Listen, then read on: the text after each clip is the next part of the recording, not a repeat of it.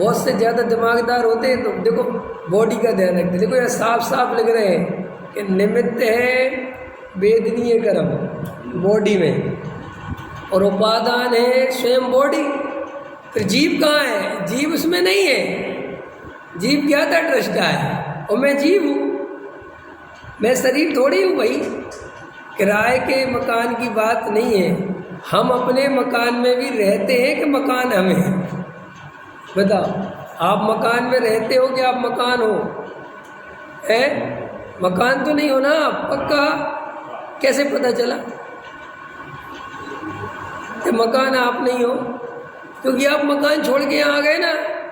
अगर मकान आपके साथ चलता, ये देह के साथ प्रॉब्लम है, यही इतनी तो बताई।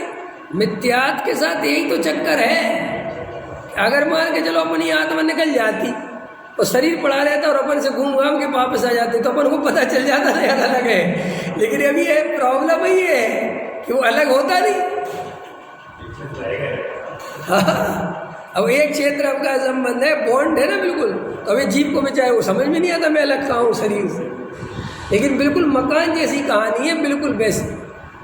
जैसा मकान अलग है, बिल्कुल आत्मा बिल्कुल ऐसा अलग है, कुछ भी नहीं। जब ये आत्मा शरीर छोड़ता है ना, 1% ऐसा नहीं होता कि गोंद जैसा चिपका हुआ हो तो निकलने में दिक्कत होती हो। एकदम चला जाता है बहुत फास्ट। और आपको पता है, देखो कैसी विचित्रता है। जब मरते समय समुद्घात होता है किसी को तो बेहोश हो जाता है। मिथ्या ये होते हैं ना संसारी जीव, इनके समुद्घात होता है। कभी कभी आत्मा के प्रदेश निकल जाते हैं कुछ, और वो स्थान देख के आ जाते हैं जहाँ इसका जन्म होना होता है। हाँ, ऐसा लिखा है शास्त्रों में। लेकिन उस समय अचेत हो जाता है तो पता नहीं चलता क्या हुआ, ख्याल में आया कि नहीं आया। बड़ी विडम्बना है ना। वस्तु स्वरूप में यही तो कहानी है। अगर कहानी साफ सुथरी होती तो इतनी लंबी कहानी होती क्यों? फिर जीव 4 गति में घूमता क्यों? सारे मोक्ष चले जाते। लेकिन ये पहेली है। अच्छा, पहेली किसे कहते हैं? जीवन एक पहेली है। पहेली माने क्या होता है? बात सीधी है लेकिन उसको घुमा फिरा के पूछना, उसका नाम क्या है?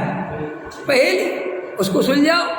अगर मैं आपसे कहूँ मैं आज आपके साथ पहेली का गेम खेलूँगा, आप कहो खेलो, और मैं आपसे कहूँ बताओ 2 और 2 कितने होते हैं, आपको विचार, तो ये पहेली मानोगे?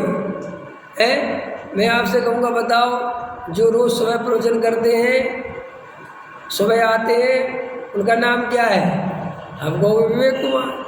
तो ये कोई पहेली थोड़ी है, तो सीधी बात है। ऐसे ही ये संसार ऐसा सीधा नहीं है।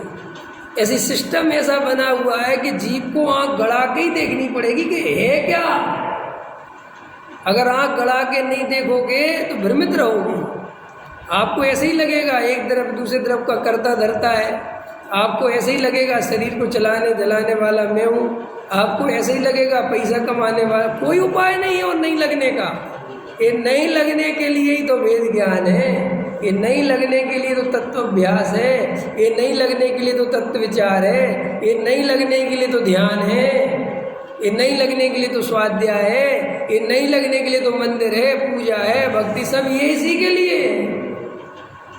लेकिन भ्रमित है अंतर से, उसी को कुछ करने धरने वाला समझ लेते हैं।